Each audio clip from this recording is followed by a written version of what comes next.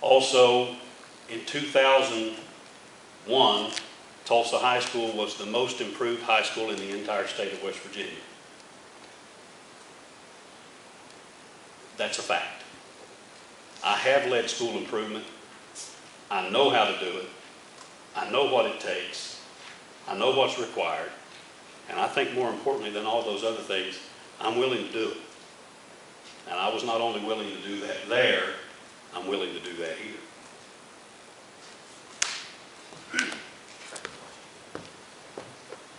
Pocahontas County Schools has several organizations representing teachers and service personnel. What will be your approach with these organizations in working with them as the new superintendent? Please answer that question within the context of whether or not you would institute a superintendent's advisory committee. First, the end of that question, I believe that any time that you make policy concerning any group, that group should be involved in making the decision. So, absolutely. If I was putting together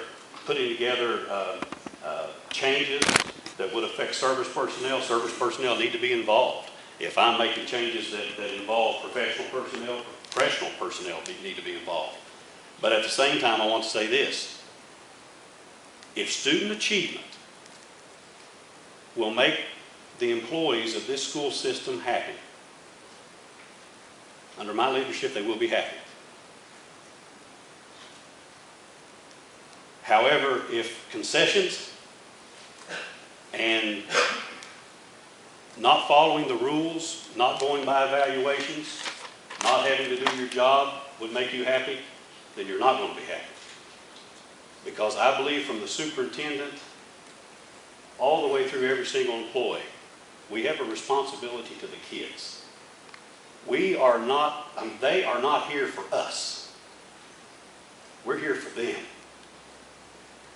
I had a teacher that got very angry with me one time, and I remember her vividly because we later became very close friends. She came into my office, and I was principal at that time, and she asked me to leave early, 3 periods early, to go work on prom. And I said, what, you're wanting to leave your class 3 periods to go decorate for prom? No, I'm sorry, I can't do that. And she was mad. I mean, very mad. But she came back to me later after she had seen that whatever I require of someone else, I require of myself. And if I believe in being hard on anybody, I believe in being hard on me. And if I require you to do something without being willing to do it, I'm not much of a man. So if I required of you, I required of me. And she saw that that was the leader I was. She came to me later and she said, Mr. Mathis, I want to apologize to you. She said, I was angry at you. But she said, you made the right decision.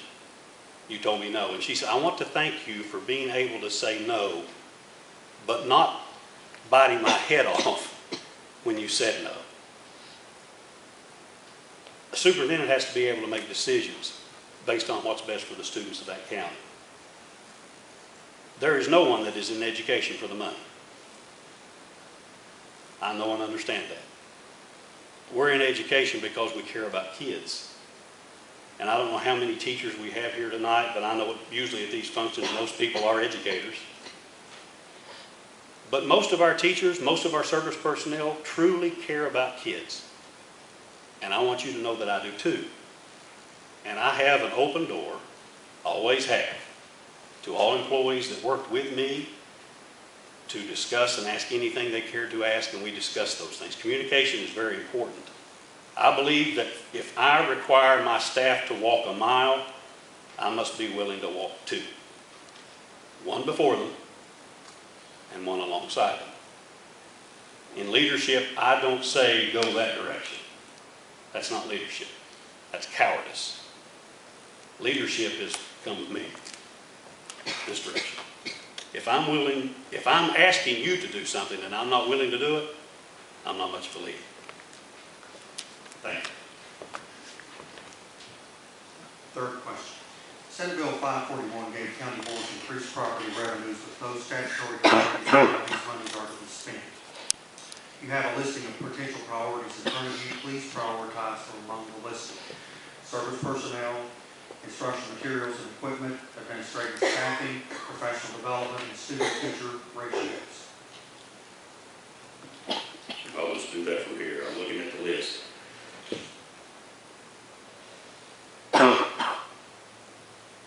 Administrative staffing is going to be at the bottom.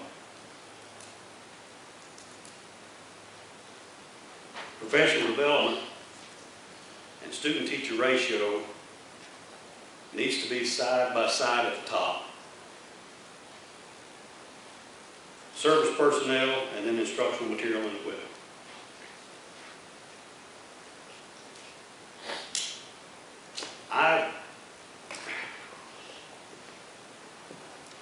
I don't believe in drive-by staff development, though. I'm not sure what's happened in this county, but in our county, we had a lot of drive-by staff development. Oh God, those 3 days at the beginning of the year are horrible. And I'll tell you what, they're a waste of time. I made my boss, who was assistant superintendent, so angry with me when I was principal. He told me, he said, "You must think you're a superintendent." I said, "I am, at Tulsa High School." He wanted my entire English department 3 days to pick an English book. I said, "Dennis, if you need all of my English teachers 3 days to pick an English book, I think you've got the wrong books. I need my English teachers at my school for staff development because they don't have a clue who they're getting. They don't have a clue what they need. I have to have them. I'll give them to you one day." He said, "You don't have that choice." And I said, "We'll see." And I got rolled up. I had them 2 days. They just didn't show up the first day. I knew if I let them go at first, they would never come back. So I held them to the end. We had to do mapping. We did our staff development in such a way that we sat down and looked at the data.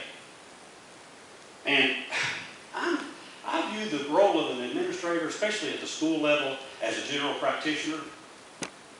And I can find a problem, but I don't know how to fix it. I'm sorry, I'm not real familiar with polynomials. But I had 4 math teachers with master's degrees that knew what they were. And you know what the Title I program did at our school? We were high school at the Title I program. There were only 2 in the state, and I think there are none now. They took them out of math for math. Explain that. They're already behind. We're going to take them out and make them more behind. I'm sorry, but if they need more math, they need more math. So we were able to construct the schedule in such a way without adding any staff that every single student that was below grade level had 2 math classes. Every single one. Every single student that was below grade level in reading had that extra reading enrichment. We coupled that with English language arts. Every single student that was below grade level had 2 Englishes.